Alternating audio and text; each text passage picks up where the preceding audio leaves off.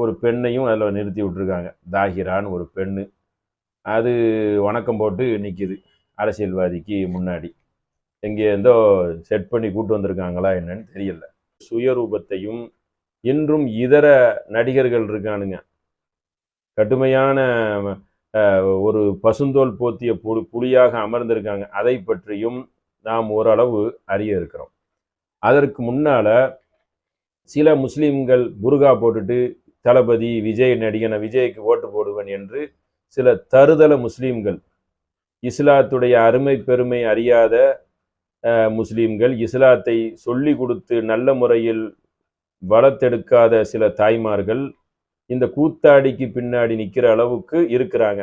அது உண்மையா இருந்தாலும் இல்லை ஒரு புர்காவை போட்டு கூட்டு வந்தாலும் நமக்கு தெரியாது. ஆனால் ஒரு அறிவுரை உண்மையாகவும் இருக்கலாம். ஏன்னா நிறைய பேர் அப்படி இருக்கிறீங்க. அவருடைய மோகத்தினால் நிற்கிற உனக்கு இஸ்லாத்துடைய அந்த தாற்பயம், மறுமை, நரகம், சொர்க்கம், இந்த மரணத்துக்கு உண்டான பெருக்கோட நம்மளுடைய வாழ்வு, நபிகள் நாயகம் எப்படிப்பட்ட ஒரு வாழ்க்கையை வாழ்ந்து நம்ம காட்டினார்கள், இதெல்லாம் உனக்கு மண்டையில என்ன செய்யலை, ஏற்றப்படலை. அதனால நீ என்ன செய்யற, உனக்கு தகுந்த கவுன்சிலிங் கொடுத்தால் ஒரு நாள் என்ன செய்வ, இதெல்லாம் தருதல நடிகன் என்று சொல்லி தூக்கி போட்டுவதற்கு மாறுவதற்கு வாய்ப்பு இருக்கு. இன்ஷா அல்லாஹ், அல்லாஹ் நாடினால். கூத்தாடிகளை பொறுத்த வரைக்கும் சிந்தனை எப்படி என்றால், அவர் வந்துட்டாரு, நம்மளும் என்ன செய்திடலாம், நடிகனாக முன்னணி நடிகனாகவும் அதிக ரசிகர்களை கொண்டிருந்தாலும் நாம முதலமைச்சருக்கு பதவிக்கு அந்த நாற்காலிக்கு வந்துடலாம் என்பது முன்னணி நடிகர்கள் நிறைய பேர் ஆசைப்பட்டாங்க. உதாரணத்துக்கு சிவாஜி கணேசன் கூட ஆசைப்பட்டார். அந்த மாதிரி ஒரு கட்சியை ஆரம்பித்து என்ன செஞ்சுட்டாரு, பெரிய லாஸ் ஆகிட்டார். இது அடுத்த எம்ஜிஆர் என்னுடைய வாரிசு நீந்தான் என்று பாக்கியராஜியை சொன்ன உடனே பாக்கியராஜ் ஒரு கட்சியை ஆரம்பித்து என்ன செஞ்சுட்டார், ஆகா எம்ஜிஆர் சொன்னதும் மக்கள் ஓட்டு போடுவாங்கன்னு நம்பி அவரும் என்ன செஞ்சுட்டாரு, ஆகா மக்கள் அப்படியெல்லாம் போட மாட்டாங்க, மக்களோட மக்களாக இருந்தால் தான் மக்கள் நம்மளை நேசிப்பார்கள்னு சொல்லி அவரும் தோல்வியை தழுவிட்டார். ராஜேந்தரும் தோல்வியை தழுவிட்டார். இப்படியே அந்த வரிசையில் விஜயகாந்த் அந்த தோல்வியை தழுவிட்டார். அந்த எதிர்கட்சி அந்தஸ்து கூட அவருக்கு எப்படி வந்தது என்றால், அந்த அந்த சமகாலத்தில் ஏடிஎம்கேக்கு விழக்கூடிய ஓட்டு அவருக்கும் சேர்ந்து விழுந்துட்டு, அந்த தேமுதிக ஓட்டு கிடையாது. அவங்களும் அவங்களுடைய கேண்டிடேட்லாம் போட்டு அடித்தார் வேனில் போட்டு விஜயகாந்த். அது நடிகனாக இருக்கச்சில் இருக்கிற அந்த சுயரூபம் எல்லாம் அரசியல்வாதியானதும் வெளியே தெரிஞ்சிருச்சு. முன்னாடியே ராவுத்தருடைய கட்டுப்பாட்டில் நல்ல அந்நியோன்யமாக இருக்கச்சில் அடக்கி வச்சிருந்தார், வெளியே இருந்தால் இப்படி இருக்கணும் அப்படின்னு சொல்லி.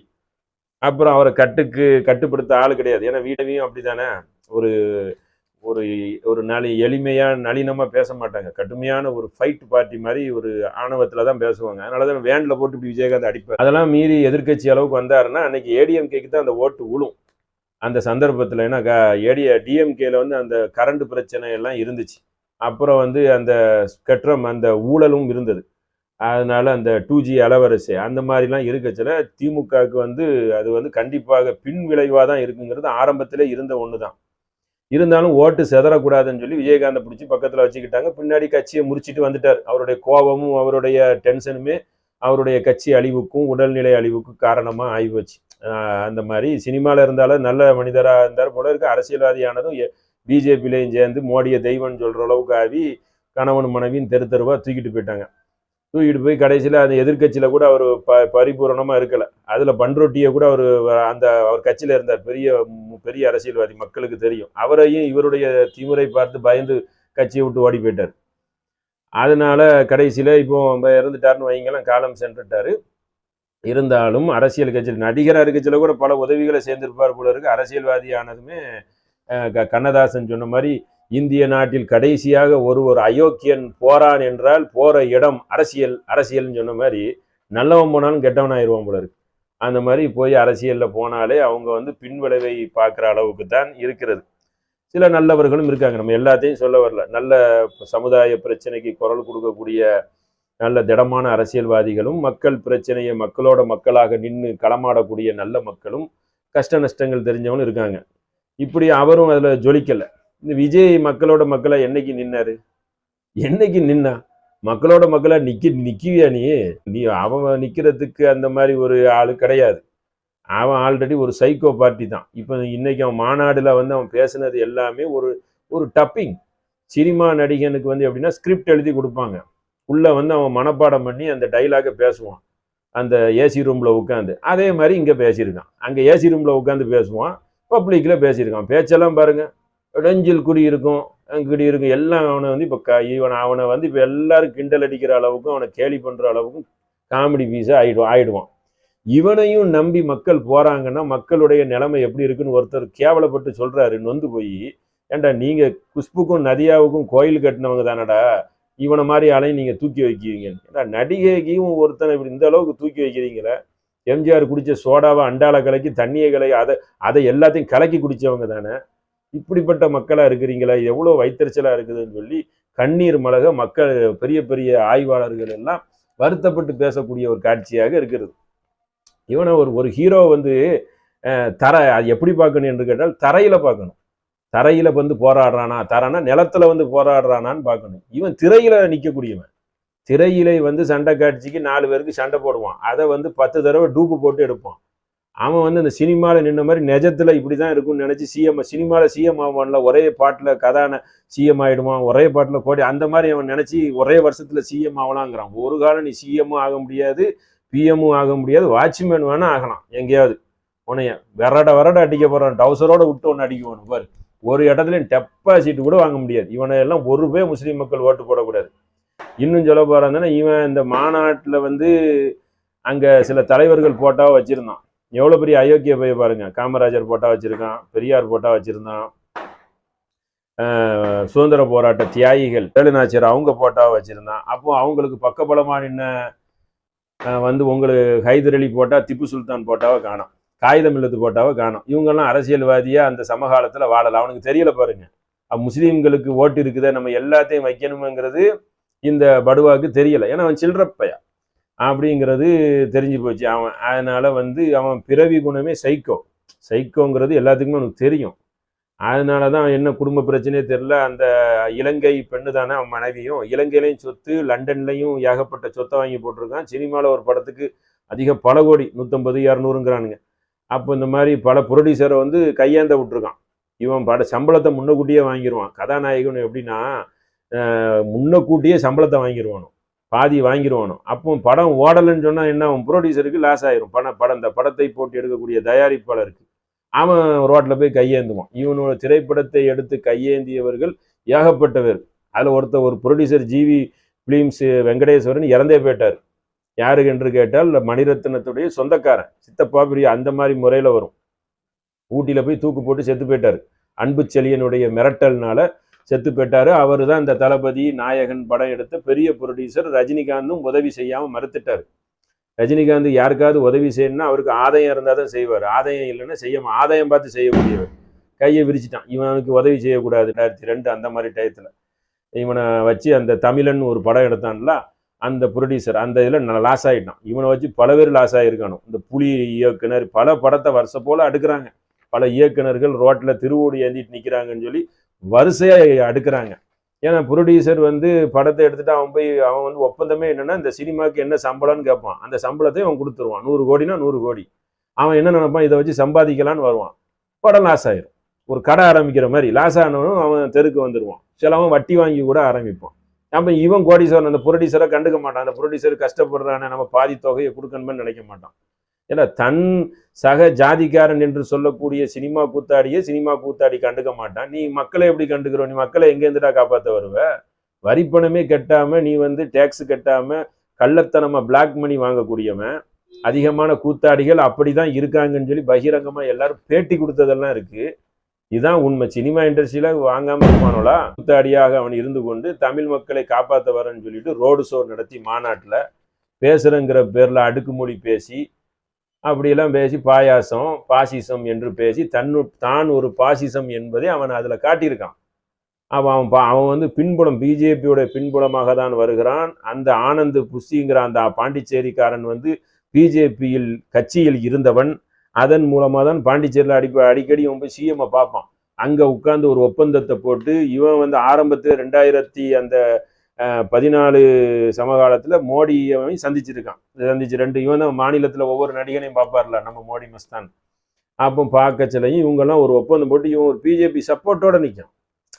அப்படி நிற்கச்சல இவன் எதுக்காக நிற்கிறாங்கன்னா, பணத்தை பாதுகாத்துக்கிடுவாங்க. 10,000 கோடி இருக்குல்ல, 1 கோடி 2 கோடியா 100 கோடியா பல்லாயிரம் கோடி கணக்குல பணம், 1000 2000 கோடிக்கு பணத்தை வைத்து பணம் இல்லைங்குவான் கொஞ்ச நாள்ல. நம்ம மாநாடு போட்டோம்னா பணம் எல்லாம் காலி ஆயிட்டுருவான். விஜயகாந்த் சொன்ன மாதிரி நாங்கள் மண்டபத்தை வித்துத்தான் நாங்க வந்து மாநாடு போட்டோம், மண்டபத்தை டிஎம்கே பீரியட்ல கலைஞர் பீரியட்ல இடிச்சு போட்டாங்க. கலைஞர் சும்மா இடிச்சாரு, இடிக்கச்சல அந்த மார்க்கெட் ரேட் என்னவோ அதுக்கு டபுள் பங்கு கொடுத்தாரு. அதை சொல்ல மாட்டான், அதை கொடுத்து தான் இடிப்பாங்க, ஏன்னா பட்டா இடம் இல்ல, அது டபுள் பங்கு ரூபாயை பெற்றுக்குருவாங்க. அதை சொல்ல மாட்டான், அதை அப்படி கட் பண்ணிடுவாங்க. இப்படி சொல்லி மக்களின் அனுதாபத்தை பெற்று மக்கள்கிட்ட இருந்து வசூல் பண்றது. இப்போ கொஞ்ச நாள் வசூல் இறங்குவான், உண்டியில தூக்குவான், மக்களை மறுபடியும் பைத்தியக்காரனா ஆக்குவான். பார்த்துக்கிட்டே இருங்க. சினிமா நடிக்க மாட்டேங்குவான், நடிக்க இப்படித்தான் கமலஹாசன் சொன்னான், நடிக்க வந்துருவான். விஜயகாந்த் சொன்னாரு நடிக்க வந்துருவாரு. யாருனாலும் சரி நடிக்க வந்துருவானோ. அவனுக்கு இங்கேயும் துட்டு அங்கேயும் துட்டு, இருக்கிற துட்டை பாதுகாக்கணும்.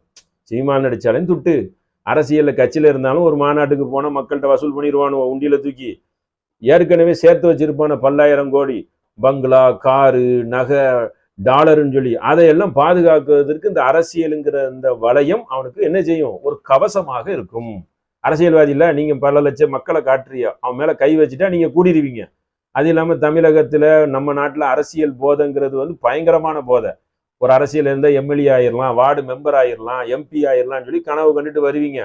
கடைசியா பிச்சைக்காரன் தான் ஆக போறீங்க நீங்க. அப்போ இந்த கனவோட வந்து என்ன ஆகும்னு கேட்டேன்னா, அவனுக்கு நீங்க பக்கபலமா இருப்பீங்க.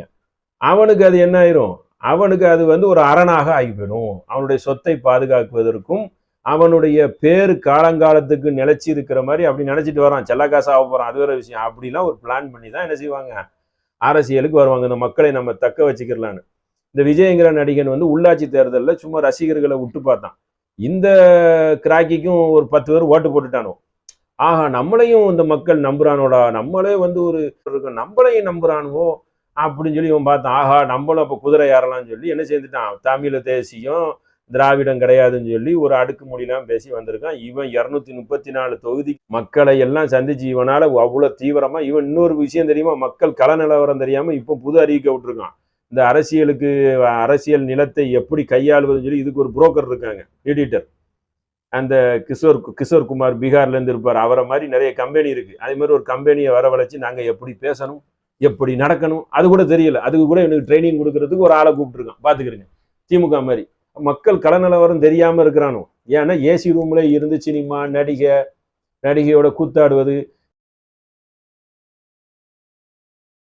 அப்ப இப்படிலாம் சினிமால வந்து இருக்கிறவன் வந்து ஏசி ரூமு, வெளியே நின்ன கேரவான் பஸ்ஸுக்குள்ள ஏசி, எல்லாம் ராஜபோக வாழ்க்கை. சாப்பாடு அப்படி இப்படி இருந்தது அவனுக்கு உலகமே தெரியாது. பொம்பளை சிரிச்சுக்கிட்டே இருப்பான், எனி டைம் பேஸ்ட் விளம்பரத்துல சிரிச்ச மாதிரி அவளை பார்த்துக்கிட்டே இருப்பான். எல்லாம் சின்ன சின்ன நடிகை வயசு பிள்ளைய அம்மாவையா போட்டு படத்துல நடிக்க வைப்பான். புதுசா ஆந்திரா, கேரளா, கர்நாடகான்னு சொல்லி இறக்குமதி, இங்கே இல்லைன்னா வட மாநிலம் பெறுவான். இப்படி இறக்க வச்சு அவங்களோட ஜாலியா பேசிக்கிட்டு, இல்லை சாதாரணமாக சொல்றேன், நீங்க அதை தவறா எடுக்கக்கூடாது, பேசி ஜாலி கீழியா பேசிட்டு இருக்கச்சுல உலகம் தெரியாது. அப்படிலாம் இருக்கச்சுல சினிமா நடிகையை வந்து ஆட விடுறான்ல, கேட்டா எல்லாம் என் தங்கச்சிங்கிறான். எனக்கு ஏகப்பட்ட தங்கச்சி இருக்கா, என் தங்கச்சி செத்து போயிட்டாங்கிறான். அப்போ ஏன் சினிமாவில் நீ எல்லாம் நடிகையும் கூட கட்டி பிடிச்சி ஆடுற, ஏன் முத்தம் கொடுக்குற? அப்போ கொடுக்கக்கூடாத, அது தங்கச்சியில் உனக்கு, நீ ஏன் போற?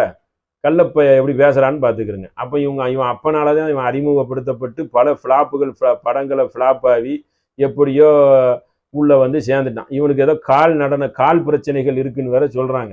அதனால தான் இதுக்கு மேலே நடிக்கிறத விட அரசியலில் பல லட்சம் கோடிகள் கிடைக்கும், இருக்கிற கோடியையும் நமக்கு பாதுகாக்கணுங்கிறதுக்காக திட்டம் போட்டு இப்போவே வந்தால் தான் இன்னும் ஒரு 10 வருஷத்தில் நம்ம வண்டி ஓட்ட முடியும்.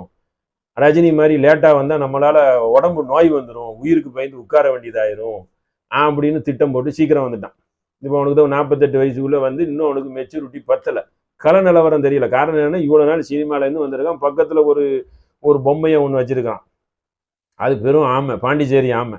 அவன் பிஜேபியிலேருந்து ஒத்து ஊதுவான், மகுடி ஊதிக்கிட்டே இருப்பான், இப்படி இரு அப்படி இருன்னு. இவன் வயசு என்ன, அவன் வயசு என்ன? இவனுடைய வயசுக்கு கீழே தானே ஒருத்தனை வந்து ஒரு கட்சியுடைய பொதுச் செயலாளரா, சரி ஒரு தலைவர், ஒரு துணை அசிஸ்டண்டா வைப்பான். இவன் வயசுக்கு மீறி ஒரு ஆளை வச்சிருக்கிறான். காரணம் என்ன?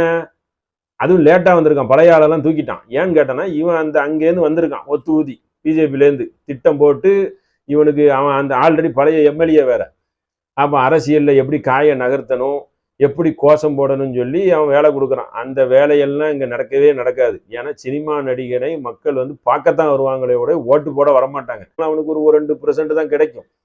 அவனுக்கு வந்து அவனுடைய பலத்தை அவன் காட்டவே முடியாது, மக்கள் வெறுத்துருவாங்க. அதுவும் இல்லாமல் பிஜேபி உடைய அவனுடைய அவனுடைய ஆள் தான் இவன். உடனே அவன் சொல்லுவான் எல்லாம் சிரிக்கிறாங்கன்னு சொல்லிட்டு அவன் அடிச்சு சொல்ற அளவுக்கு தான் அவன் நிலை இருக்கு. காரணம் என்னவென்று கேட்டால் அவன் கூட இருக்கக்கூடிய அந்த அமைப்புகள், அவனுடைய பேச்சுகள், இவனும் ஜோசப் விஜய் தானே, ஒரு நிலைப்பாடு இல்லாதவன். அதனால இவன் அந்த திட்டத்துல தான் வந்திருக்காங்கிறது எல்லாம் வந்து அறிஞ்சு வச்சிருக்காங்க. மக்களெல்லாம் நீ ஏமாற்ற முடியாது. அதெல்லாம் வட மாநில மற்ற மக்களை ஏமாற்றலாம். தமிழ் மக்களெல்லாம் உன்னுடைய வேலையெல்லாம் இங்கே என்ன செய்யாது, பருப்பு வேவது. சினிமா கூத்தாடிகளுடைய காலம் முடிந்து விட்டது. இதுதான் வந்து சினிமா கூத்தாடியோட நிலை. அதுபோக இந்த எம்ஜிஆர் வந்தார் என்று சொன்னால் எம்ஜிஆர் வந்து பெரியார் கூட நெருக்கமாக இருந்தார். அதுபோக திமுகவில் பாடுபட்டார், உறுப்பினராக இருந்தார், பல விஷயங்கள் இருந்தார். பாடுபட்டு கட்சியில இருந்து அப்படி வந்து ஒரு கட்சியை ஆரம்பிச்சார். திமுகவுடைய இருந்தார், திகால இருந்தார், திமுகவில் இருந்தார். இப்படி வந்து எம்ஜிஆர் பாடுபட்டு மக்களுக்காக வாரி வாரி வழங்கவும் செய்தார். இப்படிதான் அந்த கட்சியில அவர் வந்தார். நேரடியாக சிஎம்மாவும் எம்ஜிஆர். அதனாலதான் மக்கள் அந்த கட்சி திமுகலேருந்து அவர் பிரிஞ்சு போச்சல கூட அவருக்கு கூட மக்கள் ஏன் வந்தாங்க என்று சொன்னா அவருக்கு அந்த கட்சியில் அந்த மக்கள்கிட்ட அந்த பரிச்சயம் இருந்துச்சு, பாடுபட்ட ஒரு நல்லுள்ளம் இருந்துச்சு, பிளஸ் அவருக்கு ஒரு அறிமுகம் இருந்துச்சு. இவன் எந்த கட்சியில இருந்தான்? இல்லை சமுதாய சேவைக்காக என்னைக்காவது சினிமா கூத்தாடி என்னைக்காவது குரல் கொடுத்துருக்கிறானா? எத்தனையோ மக்கள் செத்து மடிந்தார்கள். மணிப்பூர்ல நிர்வாணப்படுத்தி ஒரு பிள்ளையை கேவலப்படுத்தினாங்க, அதுக்கு கண்டனம் அறிவிக்க விட்டுருப்பியா? டிமானிசன் பணம் செல்லாததுக்கு நீ கண்டனம் அறிவிக்க விட்டுருப்பியா? பல பேர் அந்த இடத்துல செத்து மடிந்தார்கள், அதற்கு நீ கண்டனம் அறிவிக்க விட்டுருப்பியா? விவசாயத்துல பல மக்கள் செத்து அழிந்தார்கள், அதுக்கு கண்டனம் அறிவிக்க விட்டுருப்பியா? நீட் தேர்வுல பல பேர் செத்து மடிந்தார்கள், அதற்கு நீ கண்டனம் அறிவிக்க விட்டுருப்பியா? தூத்துக்குடியில பல மக்கள் துப்பாக்கி சூடினால் கார்பரேட்டர் கம்பெனி அந்த கம்பெனியினால், வெளி உலக கம்பெனியினால் ஒரு பொருளை தயாரிக்கிறதுனால கெட்ட நீர் வருகிறது என்று அப்பாவி மக்களுக்கு பாதிப்பு இருக்குங்கிறதுனால எதிர்த்து நின்ற மக்களை கொன்று குவித்தார்கள், அதற்கு என்னைக்காவது நீ கண்டனம் அறிவிக்க கொடுத்துருக்கியா? எதுக்கு கொடுத்துருக்க? எதுக்கு கொடுத்துருக்கேன்னு கேட்குறேன். என்னைக்காவது மக்களை எல்லாம் வாரி அணைத்து வந்து உணவு கொடுத்துருக்கியா? என்னைக்காவது கொடுத்துருப்ப. அது ஒன்று நைஸா வந்து சீன் போட்டு காட்டக்கூடாது. எப்பவுமே கள நிலவரத்தில் நின்று இருக்கியா? அந்த அளவுக்கு பெரிய வசதி உள்ளவன்ல. இந்த மக்களுக்கு சேவை செய்ய எந்த நடிகை நின்று இருக்கான்? விஜய் இல்லை, ஒரு பையன் நிற்க மாட்டான். ஒரு பையன் என்ன 1-2 தேரும், அவ்வளவுதான். எல்லாத்தையும் குறை சொல்ல முடியாதுனால இந்த ரஜினிகாந்துக்கு இல்லாத வசதியா? அவ்வளோ பல கோடி சொத்தை பொண்டாட்டியும் புருஷனும் லதா ரஜினிகாந்த் 2 பேரும் அவ்வளோ சேர்த்து வச்சிருக்கிறாங்க.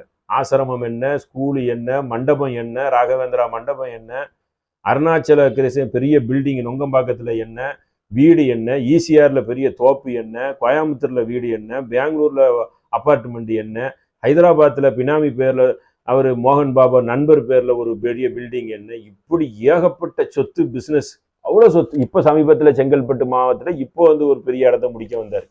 இப்படி சொத்து, அசையா சொத்து, அவ்வளோ சொத்து வச்சிருக்கிறாரு, அவ்வளோ பணம் வச்சிருக்காரு. என்ன செய்திருக்காருன்னு கேட்குறேன். இதுவரைக்கும் வரி பணம் கட்டலை என்று அவர் மேலே குறை இருக்கிறது. அவர் மனைவி ஸ்கூல்ல பல பேருக்கு டிரைவர்களுக்கு சம்பளம் கொடுக்கலன்னு சொல்லி வெளியே நின்று பேட்டி கொடுத்தது காணொலி காட்சியாக இருக்கிறது.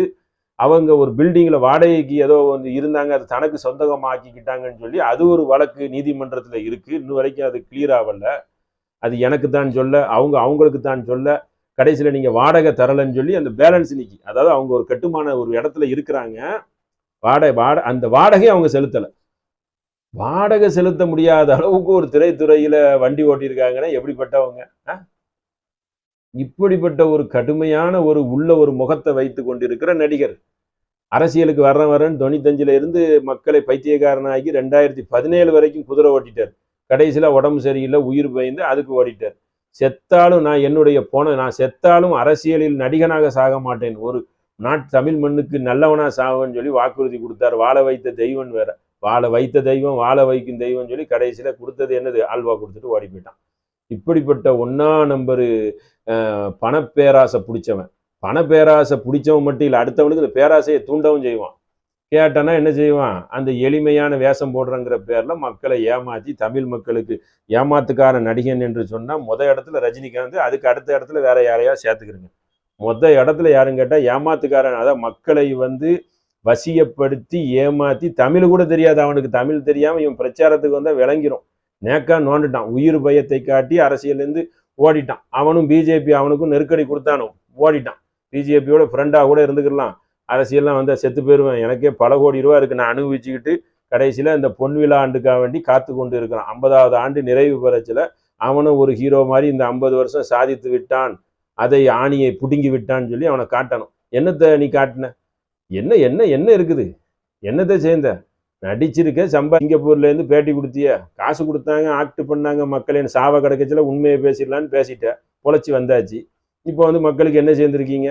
அவரும் இதே நிலைமை தான், ஒன்றுமே செய்யலை, ஒன்றுமே அதே மாதிரி இவன் வந்து சீக்கிரமாக அரசியலுக்கு வந்து கொஞ்சம் பம்மாத்து வேலை காட்டுறான், இவனும் ஒன்றும் செய்ய மாட்டான். இவன் பண சேஃப்டி, அதை பாதுகாக்கிறதுக்காக வந்திருக்கிறாங்க. இதுதான் நிலைமை. முஸ்லீம் மக்கள் சினிமா கூத்தாடிக்கு பின்னாடி போவதை முற்றிலும் ஒதுங்கிக்கிறங்க, அதான் நல்லது. அதான் உங்களுடைய நம்மளுடைய மார்க்கத்துக்கு நல்லது, மறுமை வாழ்க்கைக்கு நல்லது, தன்மானத்துக்கு நல்லது. மதிக்கவே மாட்டான் சினிமா கூத்தாடி. நீங்க என்ன நினைக்க, உள்ள போனா தண்ணி அடிச்சுக்கிட்டு இருப்பானு, எல்லாம் மாது சூது எல்லாத்தோட நிறைந்து இருக்கிறவன். மாது சூது தான் எல்லாமே அவனுக்கு இருக்கும். தண்ணி அடிக்கிறது, மது அருந்துறதுலாம் அவனுக்கு சாதாரண ஒன்று. அதுல உங்களையும் சேர்த்து விட்டுருவான். கெட்டது இருக்கு என்றால் அதுல ஒரு முஸ்லீம் பயப்படணும், அந்த இடத்துக்கே போகக்கூடாது. இவன் மது அருந்த கூடாது, மது விலக்கை வந்தா சொல்லுவேன்னு சொல்லி இவனால முதல்ல சொல்ல முடியுமா? இவனே சினிமாவில் பூரா மது அருந்தி புகைத்து காட்சி எடுக்கிறவன். எம்ஜிஆர் மாதிரி நான் மது இதை அருந்த மாட்டேன்னு சொல்லி நடிச்சார், அந்த மாதிரியே நடிக்குவாங்க. இவனுடைய சினிமா அனைத்திலையும் இந்த விஜய் போக்கிரியாகட்டும், இந்த ரஜினிகாந்த் போன்ற நடிகன், கமலஹாசன், இன்றைய எல்லாருமே தன்னுடைய படத்துல குடி போதையெல்லாம் காட்டுவான். காட்டினா இளைஞர்கள் என்ன நினைப்பார்கள்? ஓஹோ, இதே போல ஜாலியா குடிக்கலாமா, நல்லா இருக்குதே, இதே போல புகைக்கலாமான்னு நினைச்சுதானே அவன் வழி தவறி போறான். அதற்கு நீ ஒரு முன்னோடியா இருக்கிறல்ல, இல்லைன்னு சொல்லி நீ மறுக்க முடியுமா? சரி, என்னைக்காவது எனக்கு குடிக்காதீங்க, இதெல்லாம் செய்யாதீங்கன்னு சொல்லுவியா? எல்லாம் கெட்டு போய் உடம்புலாம் நாசமானதுக்கு செத்ததுக்கு அப்புறம் வந்து ரஜினிகாந்த் என்ன சொல்றாரு, இப்போ குடிக்காதுன்னு சொல்லி. இதுக்கு முன்னாடிலாம் ஏன் சொல்லலை? அப்பமெல்லாம் என்ன போதையில இருந்த? அதான் போதையிலேயே இருப்ப எப்பவுமே, அப்படிதானே நீ சொல்லுவ, எண்ணிட்டையும் தண்ணியில தான் இருப்பேன்னு. பாலச்சந்தர் செருப்பால் அடிச்சு போட்டார், அதுலேருந்து சினிமா செட்டில் தண்ணி அடிக்க மாட்டேன், எண்ணிட்டையும் தண்ணியிலே இருக்கிறவன்.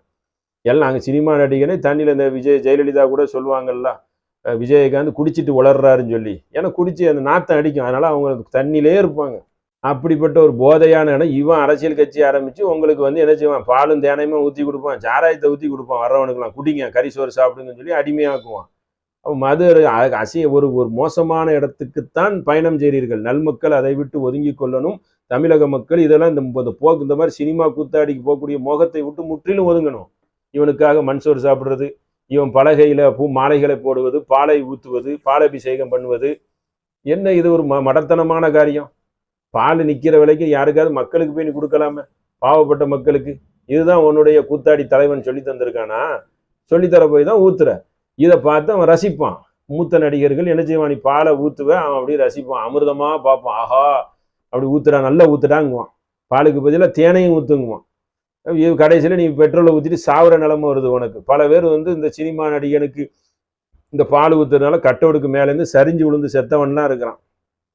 எத்தனை பேர் அந்த கூட்ட நெரிசல், இந்த விஜய் நடத்தின மாநாட்டில் கிட்டத்தட்ட ஏறக்குறை 8 பேர் செத்து போயிருக்கான். ஒரு அம்மாவும் இறந்து போயிருக்கான். இன்ன வரைக்கும் அவன் நிதி அறிக்கை அந்த அம்மாவுக்கு யாருக்குமே கொடுக்கல. ஒரு பெண்மணி பல பேர் கொடுத்துருக்கான, அறிக்கை விட்டானா, கண்டுக்கவே இல்லை.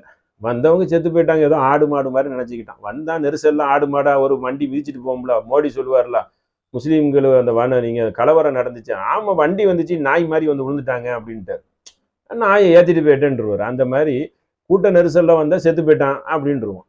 ஏன்னா கூட்ட நெரிசல்ல வந்தவனுக்கு துட்டறிக்கை இன்னும் வரைக்கும் விடல மானஸ்தன் விஜய். இதுல வர இவன் தளபதி, எதுக்குடா தளபதியா இருந்த நீ? எந்த போருக்கு இருந்த?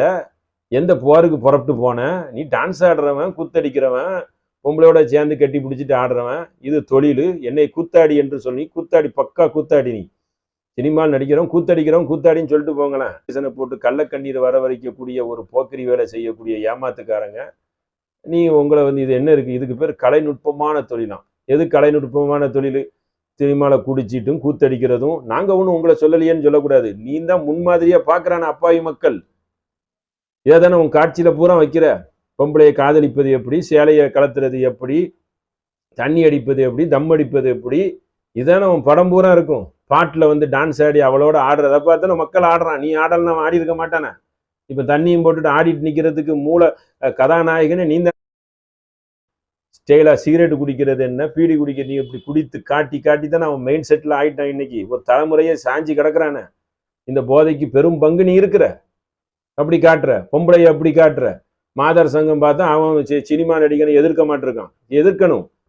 நீங்கெல்லாம் இந்த அசிங்கமான போட்டா கவர்ச்சிக்கு போய் மைய தடவுறீங்கன்னா முதல்ல எதிர்க்க வேண்டிய ஆள் யாருன்னு கேட்டால் அந்த சினிமா கூத்தாடியை பார்த்தா பல்லிழிச்சு நிற்கிறீங்க.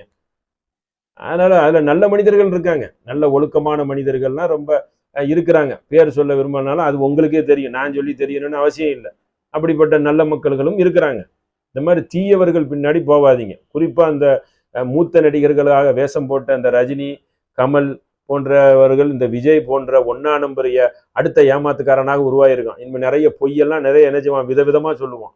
அதனால சொல்லி மக்களை திசை திருப்பலான்னு வந்திருக்கான். அது தமிழ்நாடு மக்கள் நீ நினைக்கக்கூடிய இந்த சினிமா கூத்தாடி இளைஞர்கள் நிற்கிறாங்களே, 8 கோடி 7.5 கோடி மக்கள்ல உனக்கு ஒரு 5-6 லட்சம் வந்திருக்காங்கன்னு சொல்லி ஒரு கதையை விடுற, அது நமக்கு தெரியாது. வந்தவன் எல்லாம் இளைஞன் பாவம். அவன்லாம் என்ன டைம் பாஸுக்கு வந்திருப்பான். சரி போய் பார்த்துட்டு போகலாம், அவன் மூஞ்ச போய் பார்த்துட்டு போகலாம், ஒரு டைம் பாஸ் ஆகட்டுமேன்னு சொல்லி நீ அங்கெங்கேயும் ஓடி ரோடு ஷோ போடுறது பேசுற. நீ அரசியல் பேச்சுக்கே நாகரிகம் எட்டுறவன். மேடையில் நின்று சாதாரணமாக பேசுறத கூட அங்கே ஓடுற இங்கே ஓடுற பைத்தியக்கான தண்ணி அடிச்சுட்டு வந்திருக்க. கேரவானில் உட்காந்து தண்ணி ஏற்றிருக்க, போதையை ஏற்றி அங்கே குத்தாட்டம் போட்டிருக்கிற. இப்படிப்பட்ட உன்னுடைய பங்களால நிறைய பேர் அறிவிக்க கொடுக்குறான். நீ இந்த ஜோசியத்தை நம்புறக்கூடியவன் அப்படின்னு சொல்லிட்டு பங்களால தனியாக வசிக்கிற. உனக்கு ஒருத்தர் நிறைய முத்திரை குத்திருக்கானோ, இந்த முத்திரையெல்லாம் நீ துடைக்கணும். ஜோசியக்காரனை நம்பி நாசமா போற. அவன் சொல்றதையே நீ கேட்டு நாளைக்கு அவன் சொல்லுவான் நீ திரிசாவை கல்யாணம் அதானே வேலை. இப்படி ஜோசியக்காரன் பின்னாடியும் வால் பிடிச்சி சுத்திக்கிட்டு இருக்கிற. அதனால இவனுடைய சித்து விளையாட்டுல மக்கள் மயங்காதீர்கள். இவனுடைய இந்த சினிமா நடிகை போதையில் இவன் பின்னாடி தெரியாதீர்கள். 5 பைசாக்கு பிரயோஜனம் கிடையாது. ஒரு மண்ணு புரட்சியும் கொண்டு வர முடியாது. தெரியல, தமிழகத்தில் அவ்வளோ வட்டி கடன்ல இருக்குது. எவ்வளோ கடன்ல இருக்குது. அதாவது ஒரு நாளைக்கு 172 கோடி எடுத்து வைக்கணும். அது 63,000 சில்லற கோடி வருஷத்துக்கு எடுத்து வைக்கணும். 8 லட்சம் கோடி கடன்ல இருக்குது. இவன் என்னத்தை பணத்தை போட்டு செய்வான்? இவனே உங்கள்கிட்ட பிச்சை கேட்பான், உண்டியல் தூக்குவான், என்ன புரட்சி சேர்ந்துருவான். இப்ப இருக்கிற புரட்சி இந்த ஒரு மண்ணும் கிடையாது. என்னதான் புரட்சி செய்யதான் இங்க இருக்காங்களே, நல்லது செய்யணும்னு சொல்லி இவங்க வரிஞ்சு கட்டிட்டு நிக்கிறாங்களே, இப்படி நிக்கிறாங்க. இவன் கூட கொஞ்சம் எங்களை நாசம் பண்றதுக்கா மக்களை? அதனால இவனுடைய விஷயத்தில் தெளிவா இருங்க. அடுத்த ஒரு ஏமாத்துக்காரன், அடுத்த ஒரு RSS-இன் இன்னொரு மகுடி ஊதக்கூடிய ஒரு முகமாக தான் இவன் திகழ்வான். இவன் அரசியல்னா இந்திய நாட்டில் எதிர்ப்பு அரசியல் ஒன்று இருக்கும். யாரையும் எதிர்க்க மாட்டானா? யாரையும் எதிர்க்காம இந்திய நாட்டில் உனக்கு அரசியல் பண்ண முடியுமா? தோலான் துருத்தின்னு 1008 பேர் இருக்கான். எதிர்க்காம நீ எப்படி அரசியல் பண்ணுவ? எதிர்த்தாதான் அரசியலே. எதிர்ப்பு அரசியல் தான் இருக்கிறது. அது இது பேசிக் அறிவே இல்லை உனக்கு.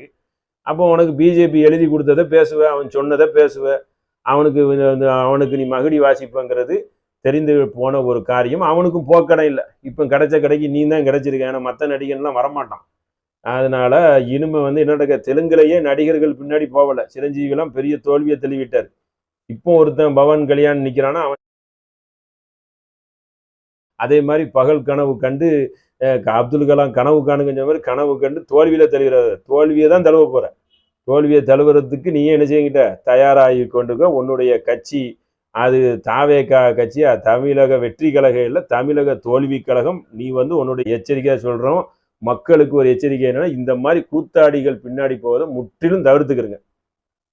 என் நடிகர்கள் எல்லாம் முக்காவாசிவர் ஏமாத்து பேர்வழி. கையே கொடுக்க மாட்டான். கை கொடுத்தா கையில நோய். பார்ப்பீங்க நீங்க புகைப்பட காட்சியெல்லாம் பாருங்க. போட்டா கையை கொடுத்தா கையில நோய் பரவிருன்னு சொல்லி நடுங்குவான். அப்படிப்பட்ட ஒரு பேடிகள், கோழைகள், உயிருக்கு பயந்து சாவக்கூடியவர்கள், எனி டைம் போதையிலையும் பல மாதிரி குடிகொண்டு வாழக்கூடிய ஒரு கயவர்களாக அதிக பேர் இருப்பாங்க. அதனால நீங்க என்ன செய்யுங்க, இந்த மாதிரி ஒரு காழ்ப்புணர்ச்சி கொண்டவனோட சேர்ந்து இதுல போய் சேர்ந்து விழுந்துடாதீங்க. உங்க வாழ்க்கையும் அழிந்து விடும். அதனால இது ஒரு எச்சரிக்கையாக